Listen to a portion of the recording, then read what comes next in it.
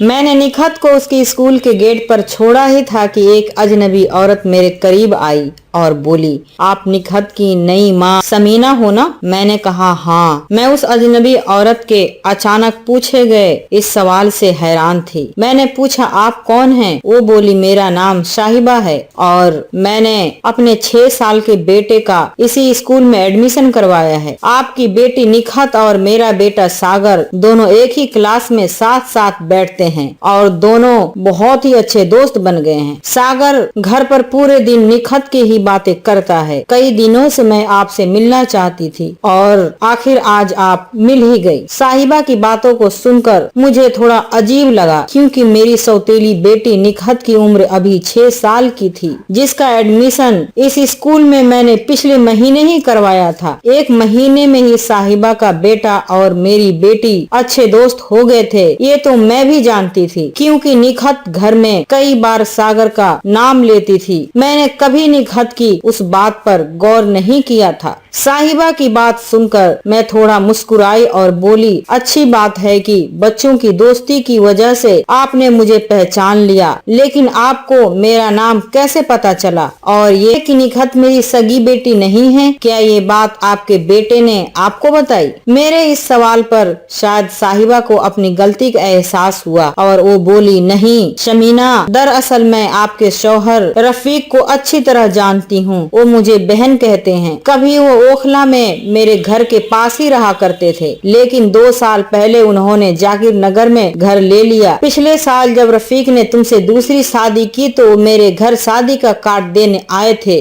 और मैं अपने शौहर फुरकान के साथ तुम्हारी शादी के रिसेप्शन में भी गई थी। साहिबा की बात पूरी भी नहीं हुई थी कि मैंने कहा, आपसे मिलकर अच्छा लगा, मैं लेट हो रही हूँ इसीलिए घर जा रही हूँ। जाकिर नगर में रफीक ने एक फ्लैट लिया हुआ था। यह फ्लैट बिल्डिंग के 3रे फ्लोर पर था। घर में मेरी सास भी रहती थी। उन्हें गठिया की बीमारी थी, जिसकी वजह से 3री मंजिल से नीचे चढ़ना उतरना उनके बस में नहीं था, इसीलिए वो ज्यादातर समय फ्लैट के अंदर ही रहती थी। कभी कभी जब माँ को हॉस्पिटल लेकर जाना होता तो बड़ी मुश्किल हो जाती। मेरे शौहर अपनी माँ से बेहद प्यार करते थे। जब भी उन्हें माँ जी को कहीं ले जाना होता, रफीक उन्हें गोद में उठाकर नीचे तक ले जाते। रफीक सुबह उठकर अपने जॉब के लिए निकल जाते। निखत को स्कूल तक लाने ले जाने का काम मैं खुद ही करती थी। निखत मेरी सौतेली बेटी जरूर थी, लेकिन मैं कभी उसे सौतेला बर्ताव नहीं करती थी। मैं निखत को किसी चीज की कमी न होने देती। यही वजह थी कि निखत भी मुझ पर भरोसा करने लगी थी। वो कहते हैं ना कि सगी माँ की जगह दुनिया में कोई भी दूसरी औरत नहीं ले सकती। मैं इस बात को झुठला तो नहीं सकती थी, लेकिन मैंने ये जरूर सोचा था कि सौतेली माँ के बारे में जो लोगों की सोच है वो मैं जरूर बदल दूंगी, और मैं अपने इस मकसद में थोड़ी बहुत कामयाब भी हो रही थी। रफीक की बेटी निखत को मैं शाम को पार्क में घुमाने ले जाती, उसे बढ़िया कपड़े पहनाती और उसके साथ खूब मस्ती करती। यह देखकर मेरी सास मुझसे काफी खुश रहती। साथ ही रफीक के दिल में भी मेरी इज्जत काफी बढ़ गई थी। रात को जब रफीक घर आए तब तक निखत सो चुकी थी। रफीक ने सोई हुई निखत के माथे को चूमा और फिर अपनी माँ के पास बैठ गए। मैं उनका खाना हमेशा की तरह उनकी माँ के कमरे में ले गई और वहीं बैठ गई। मैंने साहिबा से सुबह हुई मुलाकात के बारे में बताया तो रफीक ने कहा, साहिबा और उसका शौहर फुरकान बहुत अच्छे लोग हैं। कभी वो मेरे पड़ोसी हुआ करते थे, लेकिन पिछले 2 सालों से मैं भी काम में इस कदर बिजी हो गया कि उनसे मिलने की फुर्सत ही न निकाल पाया। ऐसा करते हैं कि इस इतवार के दिन उन्हें यहीं खाने पर बुला लेते हैं, कैसा रहेगा? मैंने कहा, ठीक है, मैं कल सुबह जब निखत को स्कूल छोड़ने जाऊंगी तो साहिबा से इतवार को दावत के लिए कह दूंगी। अगली सुबह मुझे स्कूल के गेट पर ही साहिबा मिल गई और मैंने उसे इतवार को दावत पर आने को कहा तो साहिबा मुस्कुराते हुए बोली, रफीक से कहना कि उसकी बाजी उससे नाराज है। जब तक तुम दोनों मियाँ बीवी मेरे घर नहीं आओगे तब तक मैं तुम्हारे घर नहीं आऊंगी। शाम को रफीक के घर आने के बाद जब मैंने साहिबा की नाराजगी वाली बात रफीक को बताई तो मुस्कुरा गया और बोला, ठीक है, इस इतवार को हम दोनों ही साहिबा के घर चलेंगे। मैं फोन करके साहिबा को इस बात की इत्तला कर देता हूँ। इतवार के रोज निकहत को साथ लेकर हम दोनों मियाँ बीवी साहिबा के घर की ओर निकल पड़े। साहिबा के घर रात की दावत थी। हम लोग समय से पहले ही साहिबा के घर के सामने खड़े थे। घर क्या, यह एक छोटा सा मकान था। तंग गलियों से होकर यहाँ तक आसानी से पहुँचना भी मुश्किल था। मालूम नहीं साहिबा ऐसे जगह पर कैसे रहती होगी। कुछ ही देर में हम दोनों मियाँ बीवी साहिबा के छोटे से घर में थे। हमें देखकर साहिबा के साथ साहिबा का शौहर फुरकान भी काफी खुश था। निकहत तो सागर को देखते ही खुशी के मारे उछल गई। दावत खत्म होने तक दोनों बच्चे पूरे घर में मस्ती करते रहे। साहिबा का शौहर फुरकान और रफीक पहले से एक दूसरे को बखूबी जानते थे। दावत के दौरान मालूम चला कि साहिबा के शौहर फुरकान की जॉब छूट गई है। खाने के बाद भी हम लोगों की काफी देर तक बातें होती रही। रफीक और फुरकान बातों में लगे थे। तभी साहिबा ने कहा, शमीना छत पर चलो, मैं तुम्हें अपना छोटा सा बागीचा दिखाती हूँ। रफीक और फुरकान को नीचे छोड़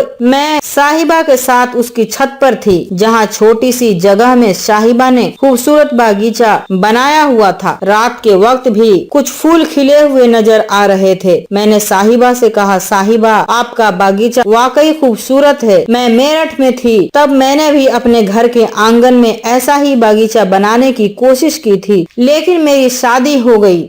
और मेरी बात को बीच में काटते हुए साहिबा ने कहा, शमीना रफीक से तुम्हारी शादी किन हालातों में हुई मैं सब जानती हूँ और तुम बेहद कमजोर इंसान हो, यह भी मैं जान गई हूँ। आखिरी लाइन में साहिबा के तल्ख लहजे को मैं समझ न पाई। मैंने कहा, मैं आपकी बात नहीं समझी। साहिबा ने कहा, तुम्हें एक बार अख्तर की मजबूरियों को भी तो समझना चाहिए था शमीना, उसकी भी तो कोई मजबूरी रही होगी। साहिबा के मुंह से अख्तर का नाम सुनते ही मेरे पैरों के नीचे से जमीन खिसक गई। मैंने कहा, साहिबा उस कमीने के बारे में मुझे कोई बात नहीं सुननी है, मैं नीचे जा रही हूँ। मेरे इतना कहते ही साहिबा ने मेरे हाथों को पकड़ लिया और बोली, शमीना तुम रफीक के साथ खुश होने का दिखावा करती हो, जबकि सच तो ये है कि तुम आज भी अख्तर से मोहब्बत करती हो। तुम दुनिया से यह सच छुपा सकती हो लेकिन खुद से नहीं। मैंने साहिबा के हाथों से अपना हाथ छुड़ाया और सीधे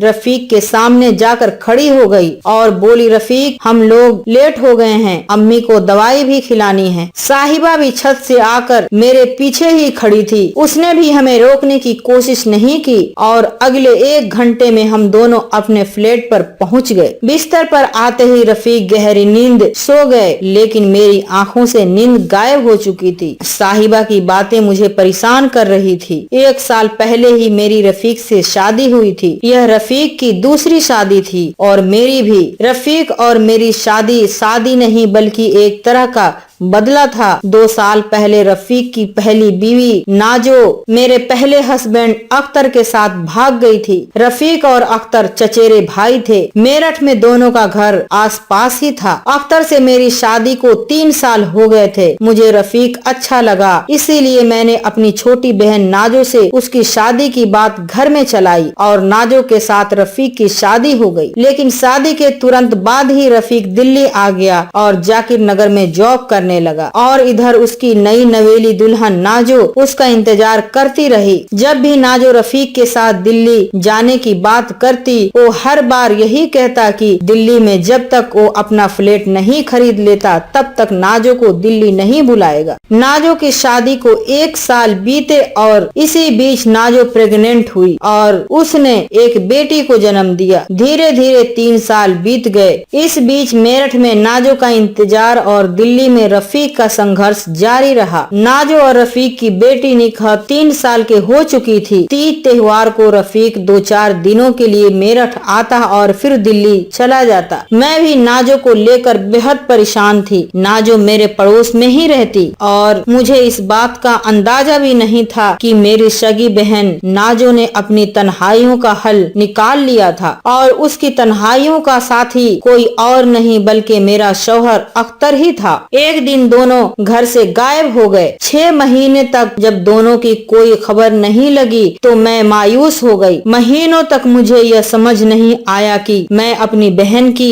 धोखेबाजी पर रोऊं या अपने शौहर की बेवफाई पर रोऊं। इसमें दोष किसका था, अख्तर का या नाजो का? कभी लगता कि सारा दोष रफीक का था। अगर वो अपनी बीवी नाजो से मोहब्बत करता तो नाजो को अख्तर की जरूरत ही न पड़ती। अगर रफीक नाजो को दिल्ली लेकर चला जाता तो फिर मेरी खुशहाल गृहस्थी यूं बर्बाद होने से बच जाती। अख्तर के लिए मेरे मन में नफरत के अलावा कुछ बाकी न रह गया था। 6 साल के शादीशुदा रिश्ते को उसने एक झटके में बर्बाद कर दिया था। यूं तो मैं रफीक को अपनी जिंदगी में बर्दाश्त करना नहीं चाहती थी, लेकिन अख्तर से बदले की आग ही मुझे रफीक के करीब ले आई। 1 साल पहले जब रफीक ने मुझसे शादी की बात कही तो मैंने रफीक से शादी के लिए हाँ कर दी। मुझे लगा कि जब ये बात अख्तर तक पहुँचेगी तो शायद उसे अपनी गलती का एहसास होगा, लेकिन रफीक से मेरी शादी को 1 साल बीतने के बाद भी अख्तर का कोई सुराग नहीं मिल पाया था। रफीक से मेरी शादी के वक्त निखत 5 साल के थी। मुझे शक था कि निखत रफीक की नहीं बल्कि अख्तर की बेटी है। इसके बावजूद मैं निखत को अपनी बेटी ही मान चुकी थी।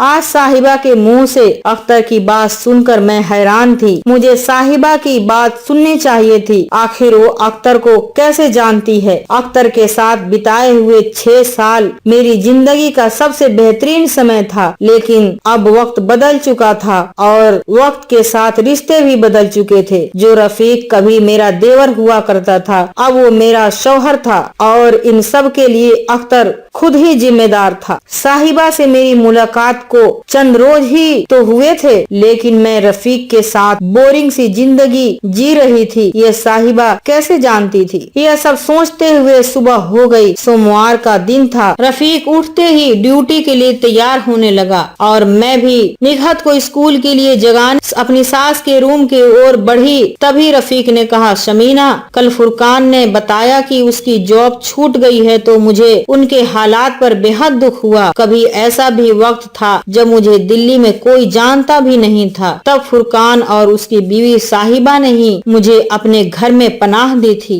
आज वक्त आ गया है कि मैं उनकी मदद करूं। मैंने कहा, आपको जैसा ठीक लगे जरूर कीजिए। रफीक के लिए नाश्ता तैयार करने के बाद मैंने निखत को तैयार किया और उसे लेकर स्कूल के गेट पर पहुंच गई। निखत को उसकी क्लास में पहुंचाने के बाद मैं वापस स्कूल के गेट तक पहुंची और साहिबा का इंतजार करने लगी, लेकिन वो मुझे कहीं नजर नहीं आई तो मैं घर लौट आई। अगले कई दिनों तक मैं स्कूल के गेट पर साहिबा का इंतजार करती रही, लेकिन वो मुझे नहीं मिली। क्लास में सागर के न रहने पर निखत भी अब स्कूल जाने से कतराने लगी थी। सुबह सुबह वो स्कूल न जाने की जिद पकड़कर रोने लगती। फिर जैसे तैसे मैं उसे स्कूल छोड़कर आती। एक दिन मैं निखत के क्लास में गई और उसकी क्लास टीचर से साहिबा की बेटे सागर के बारे में पूछा तो उसने बताया कि सागर अब इस स्कूल में नहीं पढ़ता। उसके घर वाले कई महीनों से स्कूल की फीस नहीं दे पा रहे थे। मेरे ऊपर स्कूल के प्रिंसिपल का दबाव था। पिछले शनिवार को ही मैंने सागर के पेरेंट्स को कॉल कर स्कूल बुलाया। सागर की माँ आई तो उन्हें प्रिंसिपल ने सख्त लहजे में कह दिया कि अगर स्कूल के फीस भरने की औकात नहीं तो अपने बच्चे को सरकारी स्कूल में पढ़ाओ, और तब से सागर स्कूल नहीं आया। क्लास टीचर से यह बात सुनकर मुझे साहिबा पर बेहद तरस आने लगा। स्कूल से अपने घर आने की बजाय मैंने साहिबा के घर के लिए ऑटो पकड़ लिया, लेकिन जब मैं साहिबा के घर पहुंची तो उसके दरवाजे पर मोटा सा ताला देखा। पड़ोस में पता किया तो मालूम चला कि कुछ दिनों पहले ही साहिबा और फुरकान मकान बेचकर चले गए। कहाँ गए ये बात किसी पड़ोसी को मालूम नहीं था। मैंने ऑटो वाले से कहा कि मुझे जाकिर नगर ले चलो। मेरे चेहरे की बेचैनी को इस वक्त कोई भी आसानी से पढ़ सकता था। मुझे अपनी अक्ल पर भी गुस्सा आ रहा था। इतने दिनों से साहिबा मुझे मिलती रही, लेकिन मैं उससे उसका फोन नंबर तक नहीं ले पाई थी। साहिबा को लेकर मुझे रफीक पर भी बेहद गुस्सा आ रहा था, क्योंकि वो साहिबा और फुरकान को लेकर सिर्फ हमदर्दी भरी बातें ही करता रह गया। अगर रफीक के दिल में सच में साहिबा के लिए थोड़ी हमदर्दी होती तो वो वक्त रहते दोनों की मदद जरूर करता। शाम को जब रफीक घर आया तो मैंने उसे सारी बात बता दी। आखिर में मैंने कहा, तुम्हारे पास तो उनका नंबर होगा ही, पूछो कि दोनों ओखला छोड़कर कहाँ चले गए। मेरे सवाल पर रफीक मुस्कुराया और बोला, उस दिन जब हम साहिबा के घर दावत पर गए थे तब तुम साहिबा के साथ छत पर चली गई थी। नीचे मैं और फुरकान रह गए थे। तब मुझे फुरकान ने अपने हालात के बारे में सब कुछ बता दिया था। तब से मैं उन्हें लेकर बेहद परेशान था। मैंने तुम्हें बताया भी था, पिछले हफ्ते ही मैंने फुरकान को गुड़गांव में जॉब दिला दी। गुड़गांव से ओखला आना जाना उसके लिए थोड़ा मुश्किल हो जाता, इसीलिए ओखला वाला प्लाट बेचकर फुरकान ने गुड़गांव में ही फ्लैट खरीद लिया है और उसके बेटे सागर का एडमिशन भी वहीं हो गया है। अब उनकी सारी मुश्किलें खत्म हो चुकी हैं। दोनों बेहद खुश हैं। रफीक की बात सुनकर मैं बेहद हैरान थी। साथ ही मुझे रफीक पर बेहद फख्र भी हो रहा था। उसने फुरकान और साहिबा का एहसान को चुका दिया था। साहिबा को लेकर मेरी चिंताएं खत्म हो गई थी। मैंने रफीक से कहा, तुमने इतना बड़ा काम कर दिया और मुझे खबर तक न दी। मैं तुम्हारी बीवी हूँ, कम से कम मुझे तो यह बात मेरे पूछने से पहले बता दिए होते तो मैं इतनी परेशान न होती। रफीक ने कहा, मैं तुम्हें बताने ही वाला था लेकिन भूल गया था। मेरे फोन से साहिबा का नंबर ले लो और उससे बात कर लो। मुझे साहिबा से कुछ और भी बातें करनी थी जो मैं रफीक के सामने नहीं कर सकती थी, इसीलिए मैंने साहिबा का नंबर अपने फोन में सेव तो किया लेकिन रफीक के सामने उसे कॉल नहीं लगाया। अगली सुबह जब मैं निखत को स्कूल छोड़ आई तब तक रफीक अपनी ड्यूटी के लिए निकल चुके थे।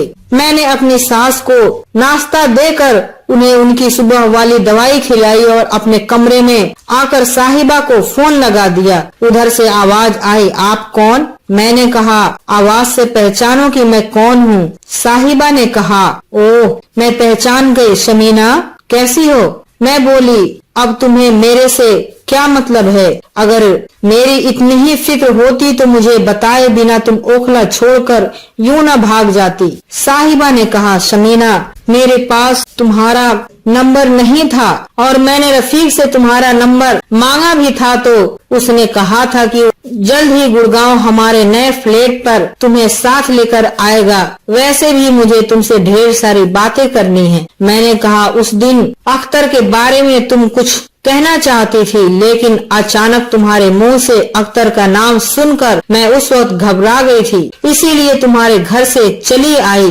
तब से मैं यही जानने के लिए बेचैन हूँ कि तुम अख्तर को कैसे जानती हो। साहिबा ने कहा, शमीना तुमसे मुझे बहुत सारी बातें करनी है। अगर तुम्हारे पास समय हो तो तुम आज ही मुझे साकेत मेट्रो के पास वाले पार्क में मिलो। मैंने कहा, निखत को स्कूल से घर लाकर मैं निकल जाऊंगी। वो बोली, ठीक है, जब तुम निकलना तो मुझे कॉल कर देना। मैं भी गुड़गांव से साकेत के लिए मेट्रो पकड़ लूंगी। दोपहर के 3 बजे थे और मैं साकेत मेट्रो के गेट नंबर 2 के पास वाले पार्क में थी। पेड़ की छांव में पड़ी एक खाली बेंच पर मैं साहिबा के साथ बैठी हुई थी और पहले की मुकाबले वो बेहद खुश नजर आ रही थी। मैंने समय बर्बाद न करते हुए साहिबा से कहा, साहिबा मुझे घर पहुंचने में भी वक्त लगेगा। रफीक की अम्मी को शाम की दवा भी खिलानी है। मैं उनसे बहाना मार के यहाँ आई हूँ, इसलिए जो भी बात है मुझे जल्दी बता दो। साहिबा बोली, क्या तुम रफीक के साथ खुश हो? मैं बोली, साहिबा इस बात से अब क्या फर्क पड़ता है? मेरे लिए वो एक अच्छा शौहर न हो लेकिन दुनिया के लिए रफीक एक बेहतरीन इंसान है। उसके दिल में सबके लिए जगह है और मुझे खुशी है कि मैं एक बेहतरीन इंसान के साथ रहती हूँ। साहिबा ने कहा, शमीना तुम एक जवान और खूबसूरत औरत हो और तुम्हारे सामने पूरी जिंदगी पड़ी है। मैं जानती हूँ कि रफीक एक नेक दिल इंसान है और उसने लोगों को बहुत कुछ दिया है, लेकिन एक बीवी को अपने शौहर से जिस सुख की जरूरत होती है वो रफीक तुम्हें नहीं दे सकता। ये बात तुम अच्छी तरह जानती हो। साहिबा पहली मुलाकात से मुझे हैरान करती हुई आ रही थी और उसकी इस बात पर तो मैं और ज्यादा हैरान हो गई। ऐसा लग रहा था जैसे मेरी निजी जिंदगी की पूरी किताब साहिबा पढ़ चुकी हो। मैंने अपनी हैरानी को जाहिर करते हुए साहिबा से पूछा, साहिबा तुम ये सब कैसे जानती हो? साहिबा बोली, बात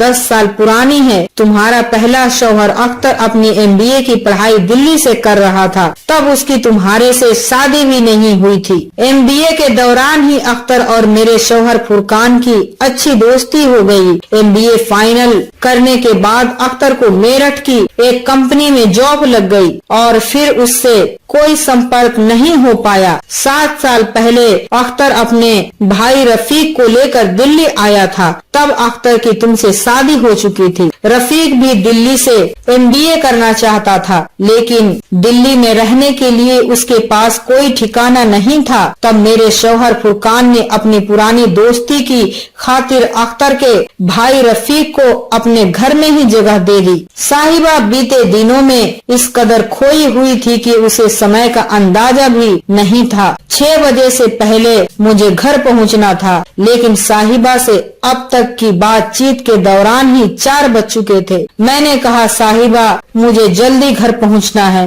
तुम मुझे बस इतना बता दो कि तुम मेरी पर्सनल बातें कैसे जानती हो और अख्तर इस वक्त कहाँ है? साहिबा ने कहा, शमीना रफीक के घर में तुम्हें दुनिया के सारा सुख मिलता है, लेकिन तुम्हें वो सुख हरगिज नहीं मिलता जो तुम्हें अख्तर से हासिल होता था। और यह बात मैं इसलिए अच्छी तरह जानती हूँ क्योंकि जब रफीक मेरे घर में रहता था तब मैंने रफीक के साथ जिस्मानी रिश्ता कायम करने की कोशिश की थी और मुझे उसकी हकीकत पता चल गई थी। वो नामर्द है, ये बात मैं जान गई थी। तुम्हारी बहन नाजो रफीक के इसी कमजोरी की वजह से उसे छोड़ गई। जब 1 साल पहले रफीक ने तुमसे शादी की, तभी से मुझे तुम्हारी किस्मत पर तरस आने लगा था और जब तुम मुझे स्कूल पर मिली तब से मैं तुम्हें लेकर परेशान रहने लगी। मैं अख्तर से मिली जो सादिक नगर में नाजो के साथ रहता है। वो जब नाजो को लेकर दिल्ली आया था,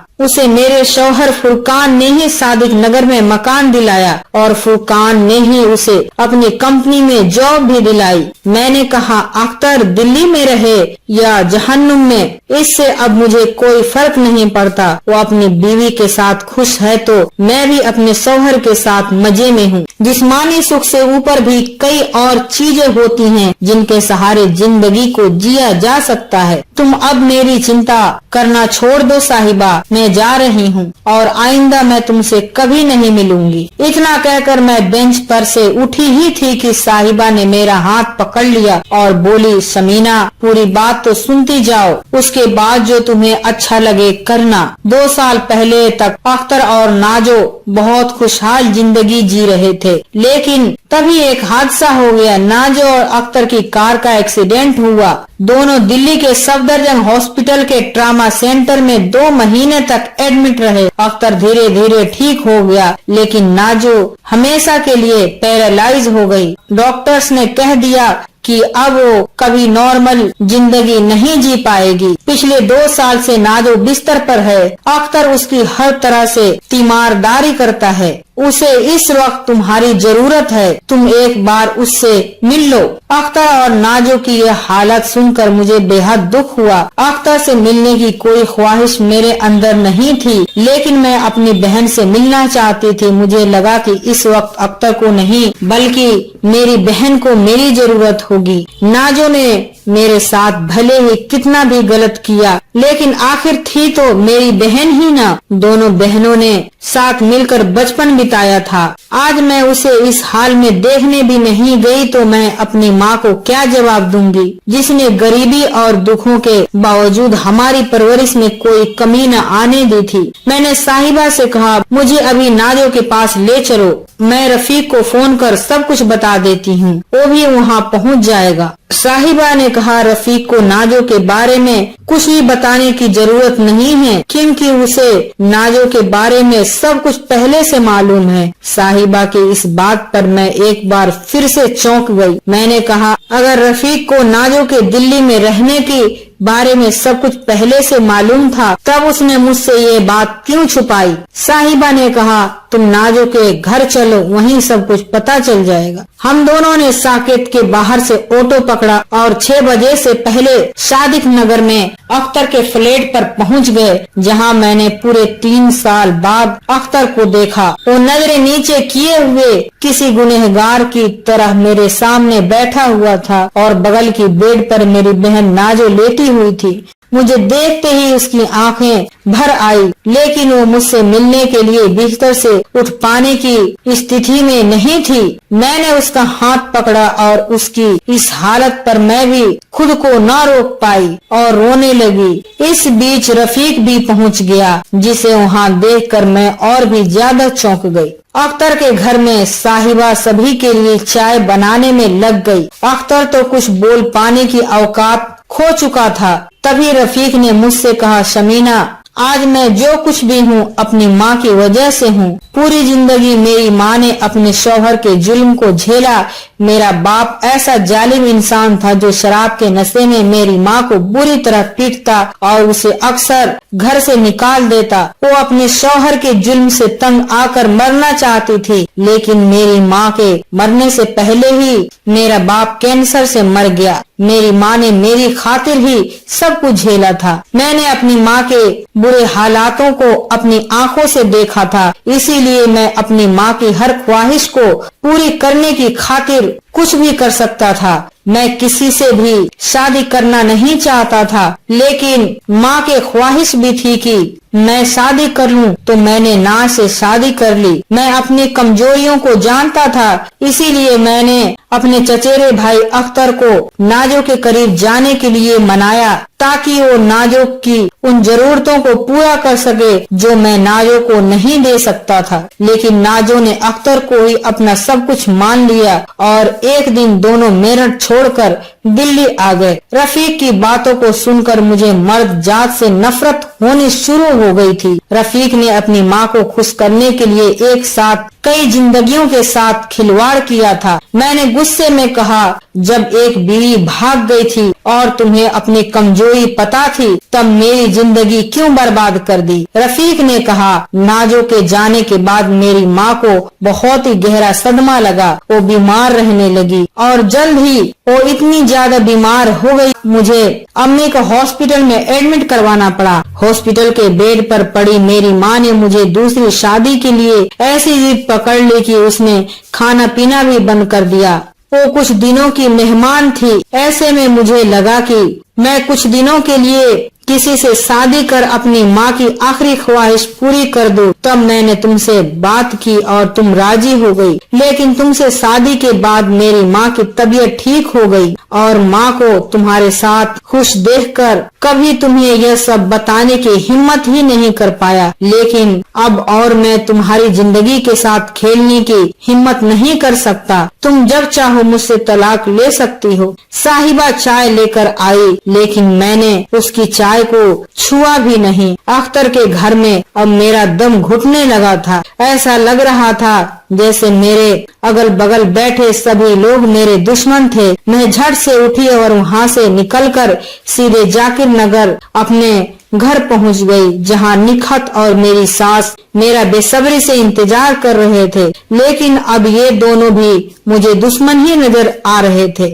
मैं अपने कमरे में गई और अंदर से कुंडी बंद कर फूट फूट कर रोने लगी। अगली सुबह मैंने अपना सामान पैक किया और सीधे मेरठ के लिए निकल आई। मैंने रफीक को मैसेज कर दिया था कि मैं अब कभी लौटकर दिल्ली नहीं आऊंगी। अपनी माँ की खुशी के लिए किसी और औरत को ढूंढ लो। धीरे धीरे 3 महीने बीत चुके थे। मैं अपने मायके में अपने भाई और भाभी के बीच रहकर खुश नहीं थी, लेकिन मैं कर भी क्या सकती थी। मेरा अपना कोई घर नहीं था, इसीलिए भैया के घर पर रहना मेरी मजबूरी बन गई थी। एक दिन मैं सुबह उठी ही थी कि साहिबा का कॉल आया और उसने बताया कि उसकी बहन नाजो का इंतकाल हो गया है। हो सके तो आज ही दिल्ली पहुंच जाएं। मैं दिल्ली न जाने की कसम खाकर मेरठ आई थी, लेकिन खबर ऐसी थी कि मुझे दिल्ली जाना ही पड़ा। मेरे भैया के लिए तो नाजो पहले ही मर चुकी थी, इसीलिए नाजो के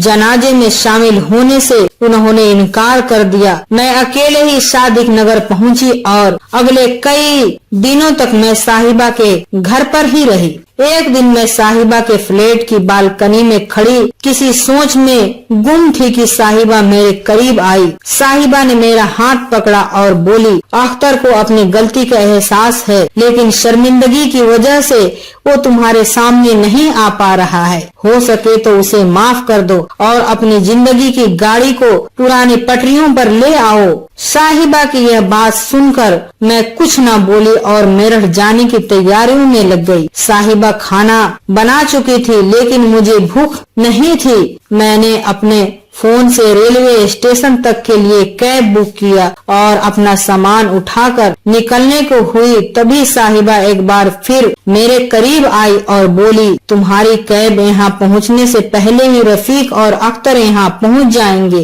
कैब कैंसिल कर दो और मेरठ मत जाओ। मैंने गुस्से में साहिबा से कहा, साहिबा तुम खुद को समझती क्या हो? मैं कोई खिलौना नहीं जो कोई भी मर्द मुझसे अपने हिसाब से खेले और फिर उसे डस्टबिन में फेंक दे। तुम्हें क्या लगता है कि मैं अकेले जिंदगी नहीं जी सकती? अकेली ना भी जीऊं तो मेरी जिंदगी में अख्तर जैसा इंसान दोबारा क्यों? मैं किसी मर्द के बिना भी जी सकती हूँ। मुझे अब न तो रफीक जैसे कमीने इंसान की जरूरत है और ना ही अख्तर जैसे धोखेबाज के। मुझे परेशान न करो साहिबा। मेरी बात खत्म होने से पहले ही दरवाजे पर गाड़ी रुकने की आवाज आई तो मैं झट से अपना सामान लेकर दरवाजे तक पहुंच गई, लेकिन वहाँ मेरी कैब की जगह रफीक की गाड़ी थी। जिसमें से रफीक को उतरते देखा तो मैं गुस्से से लाल हो गई। रफीक के साथ अख्तर भी गाड़ी से उतरा।